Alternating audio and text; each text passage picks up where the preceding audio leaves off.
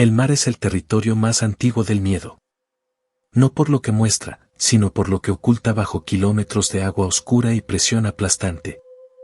Mi abuelo no era un hombre de historias fantásticas.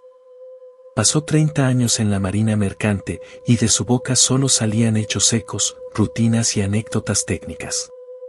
Hasta que una noche, mucho después de jubilarse, con el sonido de la lluvia golpeando los cristales, me contó lo que sucedió a bordo del carguero Mistral durante un viaje de regreso desde el Pacífico Sur.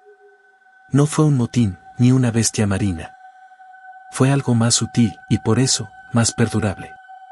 El Mistral era un viejo buque de carga general, un caballo de batalla de los mares. En aquel viaje, a finales de los 70, transportaba rollizos de madera desde Papúa Nueva Guinea a Chile. La travesía era larga y monótona, surcando una de las zonas más vacías del planeta, el llamado desierto marítimo del Pacífico Sur. Días de calma chicha, con un océano como un espejo de plomo bajo un cielo blanco. La aburrición era la tripulación constante. Mi abuelo era segundo oficial, a cargo de los guardias de navegación. La anomalía comenzó una noche durante el turno del perro, de medianoche a las 4 de la mañana, cuando él y un marinero novato, un muchacho chileno llamado Ortega, tenían el puente. El radar, un modelo antiguo de tubo catódico, mostraba el vacío absoluto. No había tráfico, ni islas, ni siquiera lluvia. Hasta que, a las 2:17, apareció un eco. No era un punto brillante. Era una línea fina, vertical, que subía desde el fondo de la pantalla y se detenía justo en el centro. No se movía. No se acercaba ni se alejaba. Simplemente estaba ahí, marcando una posición fija a unas 5 millas náuticas a estribor. Mi abuelo comprobó el rumbo, la velocidad. El eco debía haberse desplazado respecto a ellos, pero permanecía clavado en el mismo píxel del radar, como si el Mistral estuviera anclado y no avanzando a 10 nudos. Fallo del radar, murmuró. Ortega, sin embargo, estaba pálido. No, patrón. Mire. Señaló la ventanilla de estribor. En la oscuridad, en la dirección exacta que marcaba el radar, se veía una luz. No era el brillo de otro barco. Era una luz estática, baja sobre el agua, de un color ambarino enfermizo, como el de una farola de sodio vieja. No titilaba. ¿No se movía? Mi abuelo ordenó cambiar el rumbo 5 grados a babor para alejarse. Observaron. La luz en la ventana se mantuvo en la misma posición relativa. El eco en el radar tampoco se movió. Era como si la fuente de la luz se desplazara exactamente a su misma velocidad y rumbo, manteniendo la distancia. Una imposibilidad física. Sacó los prismáticos. A través de ellos, la luz era solo eso, un difuso óvalo amarillo en la negrura, imposible de adscribir a una estructura. No había silueta de barco, ni de boya, ni de nada. La tensión subió cuando, 20 minutos después, el sonar de pesca, un equipo básico que llevaban, comenzó a emitir un sonido. No el ping habitual buscando el fondo, sino un ruido constante, un zumbido grave y pulsante, como el de un transformador eléctrico bajo carga. El medidor de profundidad, que antes marcaba más de 4.000 metros, empezó a fluctuar salvajemente, mostrando cifras imposibles, 100 metros, 2.000 metros, 50 metros. En cuestión de segundos. Ortega estaba al borde del pánico. Es el diablo, patrón. Es el barco fantasma del desierto. Mi abuelo, pragmático, llamó al capitán. Cuando éste llegó al puente, somnoliento y malhumorado, la luz seguía ahí. ¿El eco también? El capitán observó un minuto, maldijo en ruso y ordenó: apaguen las luces de navegación. Silencio de radio. Mantengan rumbo. Es una maldita inversión de temperatura, un espejismo de radar. ¿Se disipará? Pero no se disipó. Permaneció con ellos hasta el amanecer. Con las primeras luces del día, la luz ambarina se desvaneció, no gradualmente, sino como si alguien hubiera apagado un interruptor. El radar volvió a la normalidad. El sonar enmudeció. El océano estaba vacío otra vez. El alivio fue inmenso, pero breve. Porque esa noche, en el siguiente turno del perro, esta vez con otro marinero, la luz volvió. En la misma posición relativa. Acompañada del mismo eco fijo y del mismo zumbido del sonar. Y trajo algo nuevo, el olor. Un olor dulzón y metálico, como de algas en descomposición y aceite industrial caliente, que se colaba por las rejillas de ventilación del puente. Un olor que no venía del mar, porque al salir a cubierta no se percibía. Solo dentro del puente. Así continuó durante 4 noches. La luz, el eco, el zumbido, el olor. Siempre en el turno del perro. La tripulación comenzó a susurrar. Hablaban del Flying Dutchman, de ciudades submarinas, de señuelos de sirenas. El capitán, cada vez más irascible, se negaba a desviar el rumbo oficialmente por un fenómeno meteorológico. Pero mi abuelo notó que el viejo capitán tampoco dormía en esas horas. La 5ª noche fue la culminación. Mi abuelo estaba solo en el puente los primeros minutos, esperando a Ortega. La luz apareció, como siempre. Pero esa noche, la radio VHF, sintonizada en el canal 16 de emergencia, cobró vida. No con estática. Con una voz. Era una voz masculina, clara pero plana, sin inflexión, como un mensaje grabado.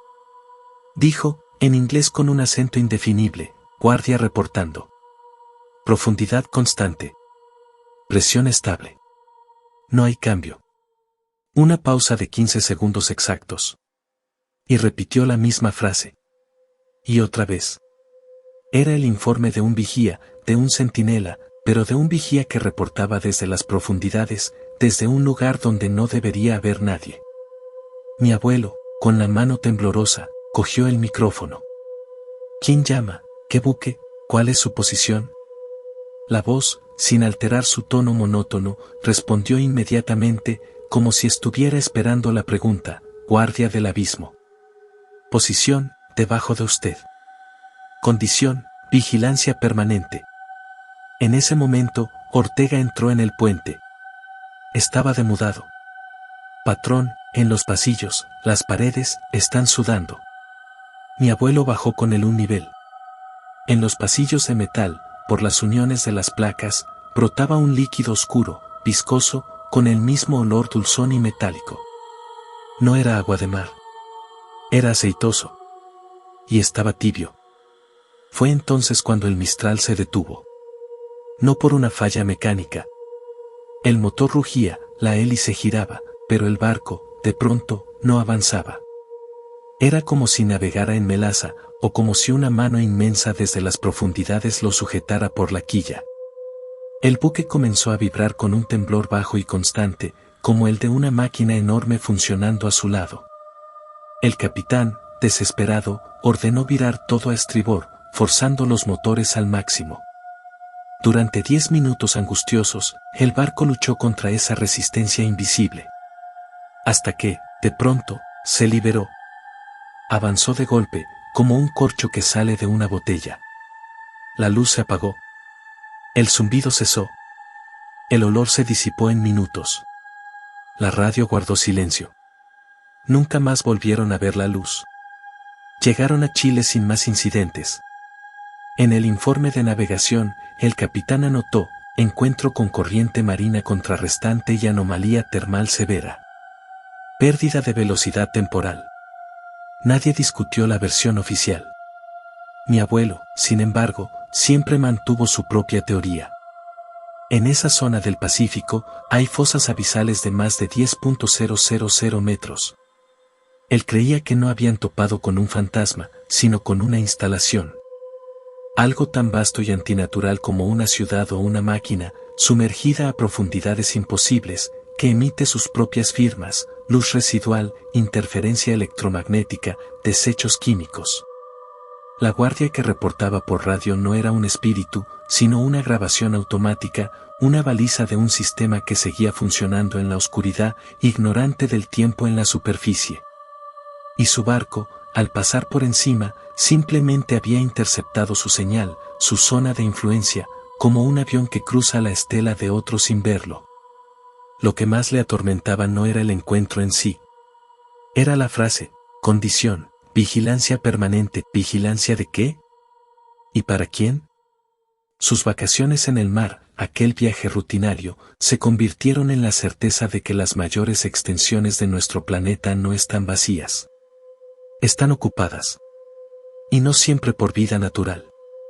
A veces, por restos de ingeniería tan avanzada o antigua que se confunde con lo sobrenatural, y que, desde la negrura absoluta, sigue cumpliendo con su deber, emitiendo sus informes a una audiencia que quizás dejó de existir hace milenios. La próxima vez que mires el mar en calma, recuerda, bajo esa llanura apacible, hay abismos. Y en algunos de ellos, las luces todavía están encendidas, y alguien, o algo, sigue de guardia.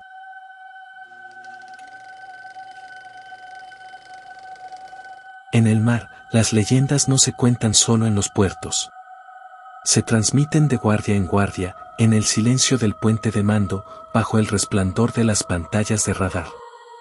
Mi tío segundo, un oficial de máquinas que trabajó en petroleros durante la década de los 90, fue testigo de algo que desafía la lógica náutica, algo que sus superiores llamaron un espejismo de grupo, pero que aquellos que lo vivieron saben que fue otra cosa.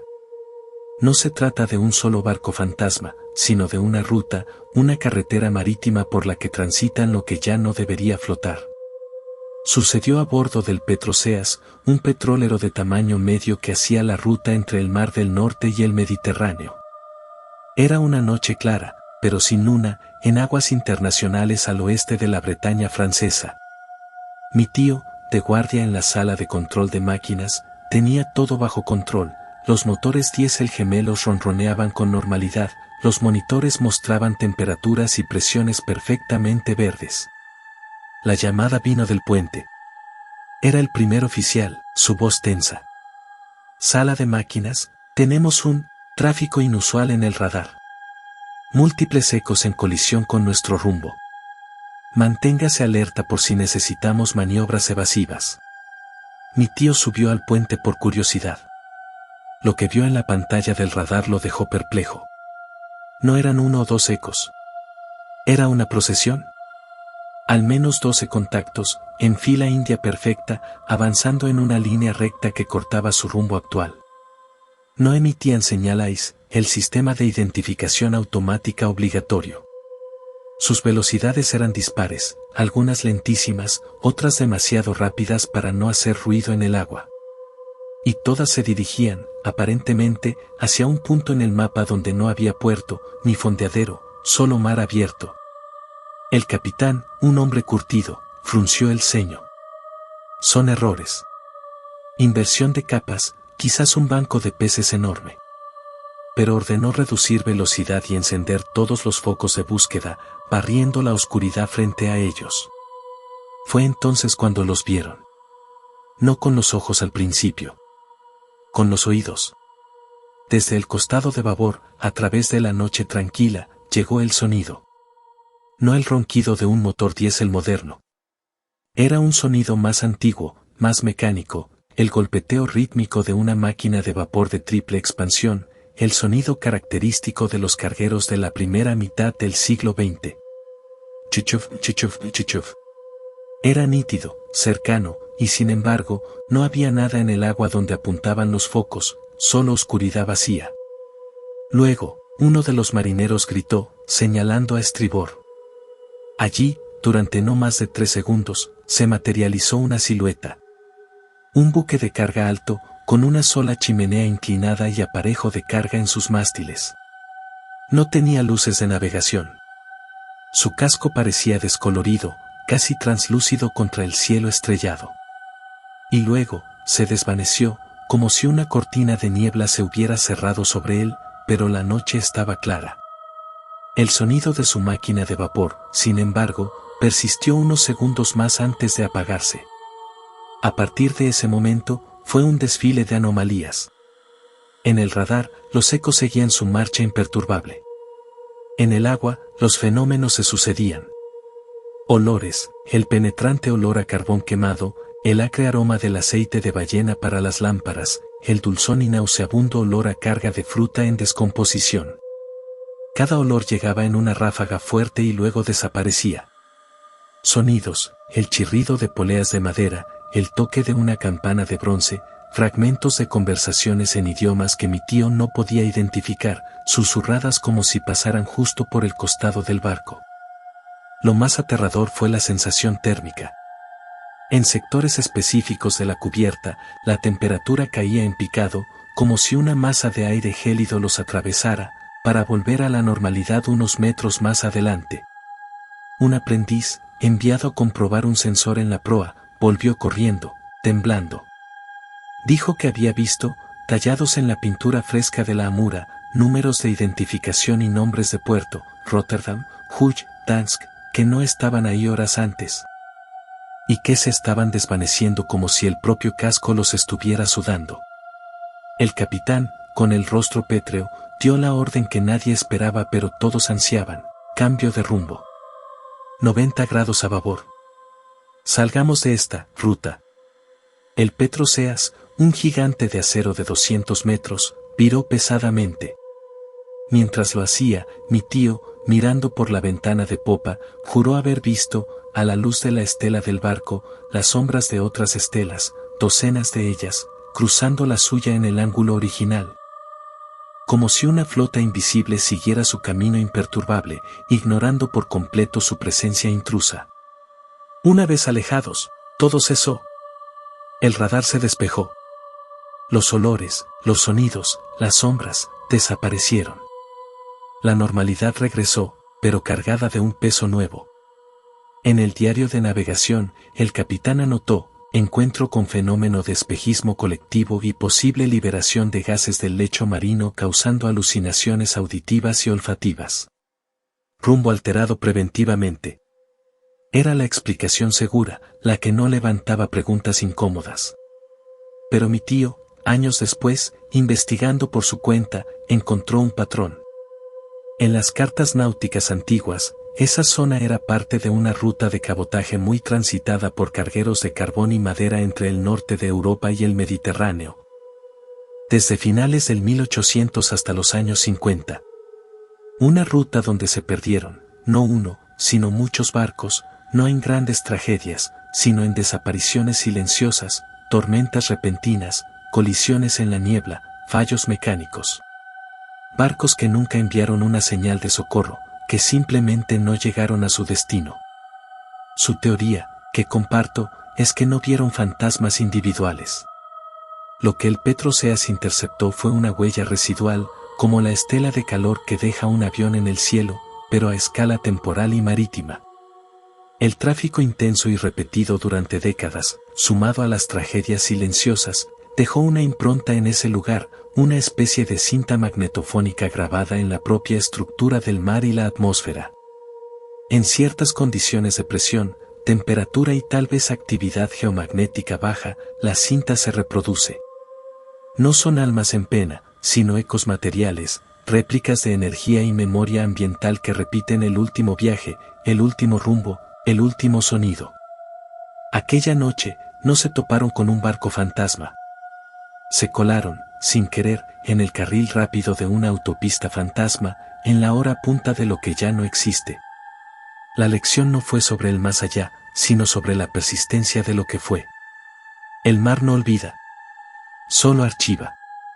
Y a veces, en las noches más tranquilas, reproduce sus archivos, proyectando en el presente el tráfico constante de todo lo que se hundió, se perdió o simplemente navegó tanto por el mismo camino, que su paso quedó grabado a fuego en la realidad. Para un marinero, la idea de que los mares no están vacíos, sino llenos de las rutas repetidas hasta la eternidad por barcos que ya no son, es un pensamiento que congela la sangre más que cualquier monstruo de las profundidades.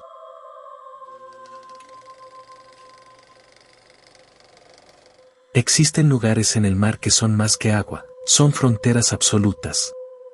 Mi primo, que sirvió 2 años en un rompehielos de investigación antártica bajo bandera chilena, me contó una historia que la Marina archiva bajo fenómenos atmosféricos extremos. Pero quienes la vivieron la conocen con otro nombre, el encuentro con el vigía. No hubo monstruos, ni barcos fantasma, sino una presencia de una quietud tan monumental que redefinió para ellos el significado de la soledad y el peligro. El rompehielos Águila Austral se dirigía a una base científica en la península antártica para una misión de reaprovisionamiento de rutina. Era pleno verano austral, pero en esa latitud, el verano es un término relativo. El mar estaba cubierto por una capa de hielo marino delgado, lo que llaman hielo panqueque, que el buque quebraba con facilidad. La visibilidad era buena, el cielo, un gris perla uniforme. La monotonía era total, rota solo por el estruendo del casco rompiendo el hielo y el grito ocasional de alguna ave. El incidente comenzó con un silencio. El sonido constante del hielo resquebrajándose contra el casco cesó de repente. El Águila Austral no se había detenido, seguía avanzando, pero ya no había hielo que romper. Delante de ellos, se extendía un círculo perfecto de agua negra y lisa como el aceite, de aproximadamente medio kilómetro de diámetro. Alrededor del círculo, el hielo panqueque continuaba, formando un borde neto y geométrico, como si un cortador de galletas cósmico hubiera sacado un trozo del océano helado. En el centro de este círculo de agua oscura, había una figura. No era un iceberg. Era una columna de hielo azul profundo, más alta que el puente de mando, de una forma vagamente humana. No tenía rasgos definidos, solo una sugerencia de hombros, una cabeza inclinada ligeramente. Parecía esculpida por el viento, pero con una simetría inquietante. No se movía. No flotaba. Parecía crecer desde las profundidades, anclada al fondo. El radar no la detectaba como un sólido, aparecía como una mancha difusa, como una zona de nieve estática. El sonar, al pasar cerca del borde del círculo, devolvió una lectura del fondo marino mucho más profunda de lo cartografiado, como si bajo ellos se abriera un pozo abisal. El capitán, un hombre experimentado en aguas polares, ordenó detener los motores. La quietud que los rodeó entonces era sobrecogedora. No había viento. No había sonido de olas.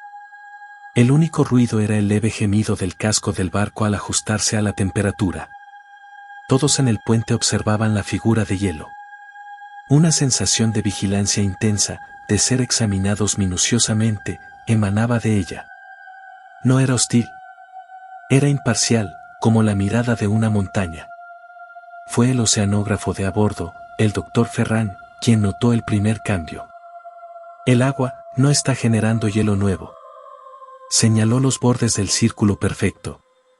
Donde el agua negra tocaba el hielo, debería haber comenzado a formarse una película de hielo nuevo casi al instante, dada la temperatura. Pero la línea se mantenía nítida, como si una barrera invisible separara dos mundos, el del hielo dinámico y el de aquel agua muerta y estática. Decidieron lanzar una Zodiac para tomar muestras del agua y del hielo de la columna. Mi primo iba en ella, junto al doctor Ferran y un marinero. Al alejarse del rompehielos y adentrarse en el círculo de agua quieta, la sensación cambió. El sonido del motor fuera de borda pareció apagarse, no en volumen, sino en resonancia, como si el sonido no pudiera escapar de ese espacio. El aire se volvió más frío, un frío seco que quemaba los pulmones.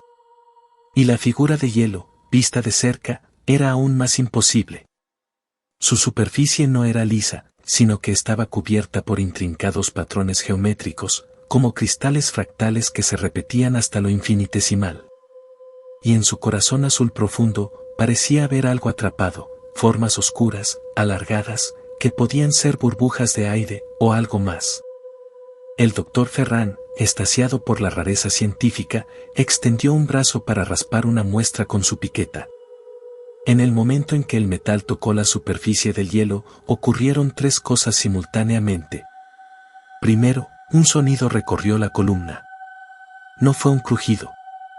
Fue un tono puro, agudo y penetrante, como el de un diapasón gigante, que vibró en sus huesos y en el casco de la Zodiac. Segundo, las formas oscuras en el interior del hielo se movieron. No fue un movimiento físico, sino un cambio de perspectiva, como si giraran para alinearse con el punto de contacto. Tercero, En el puente del Águila Austral, todos los instrumentos electrónicos, el radar, el GPS, las comunicaciones, saltaron a un modo de error o se apagaron. Solo los sistemas mecánicos seguían operativos.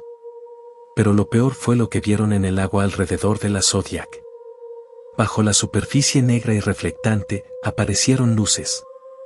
No eran bioluminiscencia.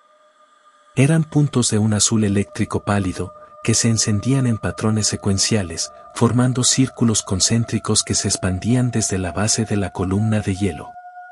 Era hermoso y aterrador. Parecía un circuito encendiéndose. El capitán, desde el puente, gritó por la radio portátil, que aún funcionaba, pero con interferencia: vuelvan. Vuelvan ahora. Regresaron. Mientras la Zodiac se alejaba, el tono agudo cesó. Las luces bajo el agua se apagaron, una tras otra, en la secuencia inversa. Cuando el bote cruzó el límite del círculo de agua negra hacia el hielo normal, el sonido del motor recuperó su estruendo habitual y el frío extremo cedió. Detrás de ellos, el círculo de agua comenzó, por fin, a generar una fina costra de hielo nuevo en sus bordes, cerrándose lentamente sobre sí mismo, encapsulando de nuevo la columna. El Águila Austral reactivó sus sistemas y se alejó a toda máquina de la zona. En el informe científico, el Dr. Ferran teorizó sobre un punto frío anómalo con posible actividad geotermal submarina que creaba estructuras de hielo metamórfico y liberaba gases que afectaban a los instrumentos. Una explicación plausible. Pero los marineros, incluido mi primo, tenían otra impresión. No creían haber visto un fenómeno natural aleatorio. Creían haber encontrado un marcador. Un vigilante. La figura no era un accidente de la naturaleza, era una baliza, una estaca clavada en un punto específico del mapa, quizá marcando algo que yace debajo, una fosa, una formación, algo que requiere ser vigilado. Las luces bajo el agua, los patrones en el hielo, la interferencia electromagnética, todo parecía parte de un sistema. Un sistema antiguo, autónomo, y completamente ajeno. Lo que más atormenta a mi primo no es el miedo a que esa cosa los persiguiera. Es la idea de su propósito, que se vigila en el fondo del mar Antártico, que necesita una centinela de hielo de 100 metros de alto, y qué sucede si lo que vigila deja de estarlo. Esa vacación en el hielo, esa misión rutinaria, les mostró que en los confines de la Tierra no solo hay desolación. Hay estructuras. Y donde hay estructuras, hay intención. Y la intención, en un lugar tan inhumano, es la cosa más terrorífica de todas.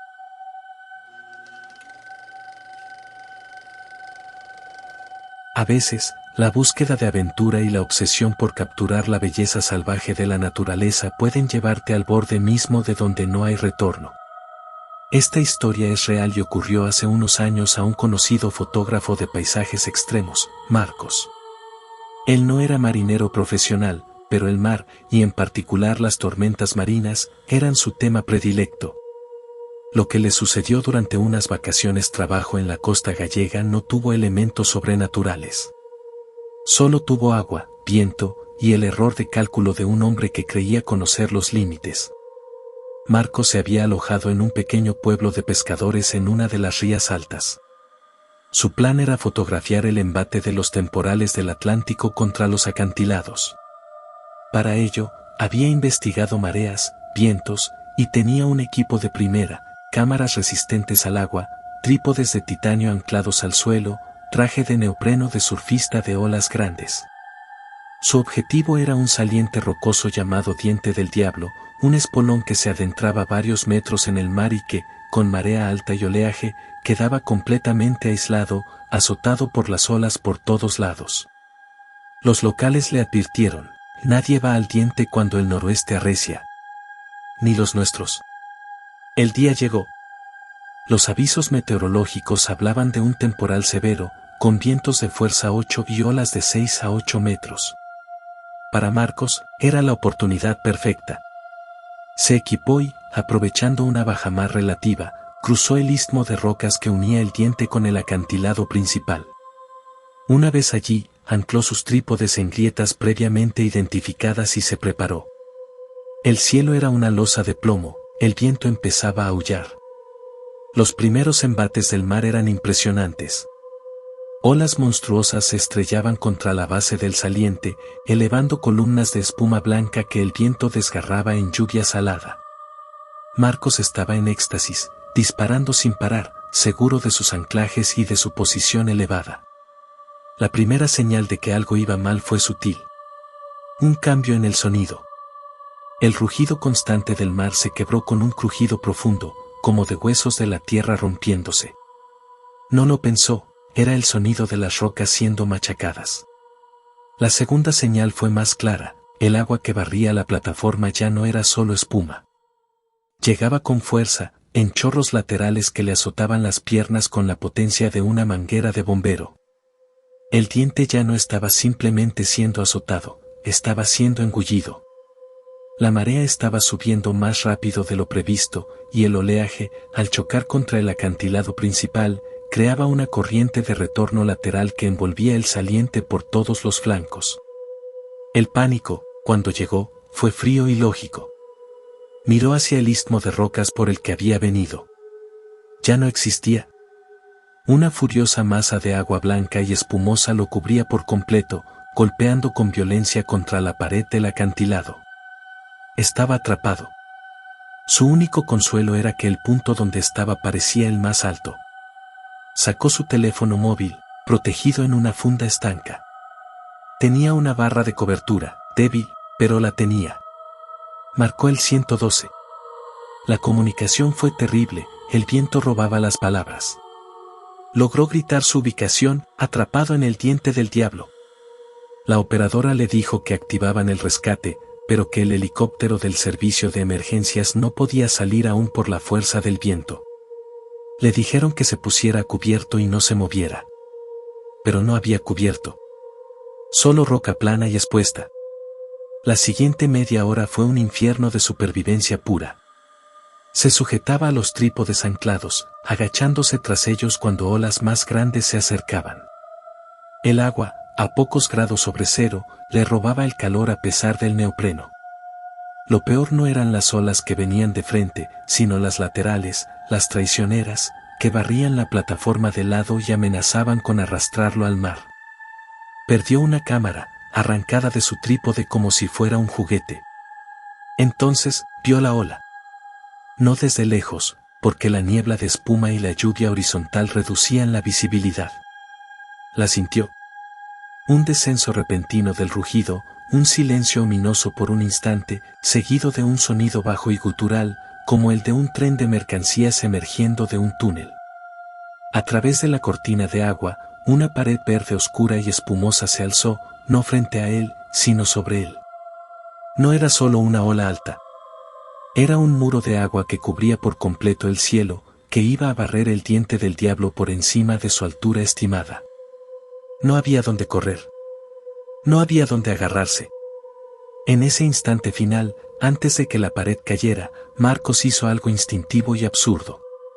Se soltó de todo, se giró, y se lanzó hacia el acantilado principal, hacia la furia de la corriente que golpeaba la roca. No fue un acto de valentía, sino de desesperación calculada. Prefería estrellarse contra la pared rocosa y agarrarse a algo que ser barrido mar adentro por aquel muro. La ola lo alcanzó. Fue como ser golpeado por un edificio en movimiento. La fuerza lo arrancó del suelo, lo revolvió en un lavado de rocas y espuma, completamente desorientado, sin saber si estaba arriba o abajo. Sintió un golpe brutal en el costado, luego en la pierna. El mundo era agua, ruido blanco y un forcejeo violento.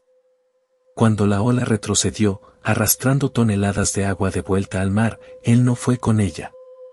Por puro azar, o por el impulso de su salto, había sido empujado contra una grieta vertical en la base del acantilado principal, un hueco estrecho y profundo donde el agua, al retroceder, creó un vacío que lo succionó y lo mantuvo clavado allí, medio sumergido, pero agarrándose con las yemas de los dedos a una protuberancia de roca. Estuvo allí, aferrado, durante una hora más, hasta que el temporal amainó lo suficiente para que un helicóptero de rescate, arriesgándose entre las ráfagas, pudiera acercarse y bajarlo un cabo con un socorrista. Tenía una costilla fracturada, hipotermia severa y cortes por todo el cuerpo. Pero estaba vivo. La investigación posterior del Servicio de Rescate Marítimo fue clara, había subestimado el efecto combinado de la marea viva, el viento de fuerza 9, no 8, y el fenómeno local llamado mar de leva, donde olas de diferente dirección y periodo se combinan para crear olas monstruosas e impredecibles. El diente del diablo, ese día, no fue golpeado por olas de 8 metros. Los sensores de la boya meteorológica más cercana registraron, a la hora del incidente, un evento de ola extrema de más de 12 metros de altura. Lo que él vio fue, casi con seguridad, una ola vagabunda, un fenómeno real pero raro y devastador. Marcos perdió todo su equipo. Ganó, a cambio, una lección brutal. No hubo fantasmas, ni presencias, ni maldiciones. Solo la física pura y despiadada del océano en estado de furia. Sus vacaciones para cazar la tormenta perfecta le enseñaron que la naturaleza no es un espectáculo que se captura con un obturador. Es una fuerza que, cuando decides entrar en su escenario, te trata como a un elemento más del paisaje, algo que puede ser removido, pulverizado y olvidado en el siguiente movimiento. Ahora, cuando ve una foto de un mar embravecido, no ve belleza. Ve el sonido de aquel crujido de rocas, el silencio antes del muro verde y la sensación de ingravidez absoluta justo antes de que toda la fuerza del Atlántico Norte cayera sobre él. El verdadero terror no es lo sobrenatural, es darte cuenta, demasiado tarde, de que te has convertido en un grano de arena en la playa más grande del mundo, y la marea está subiendo.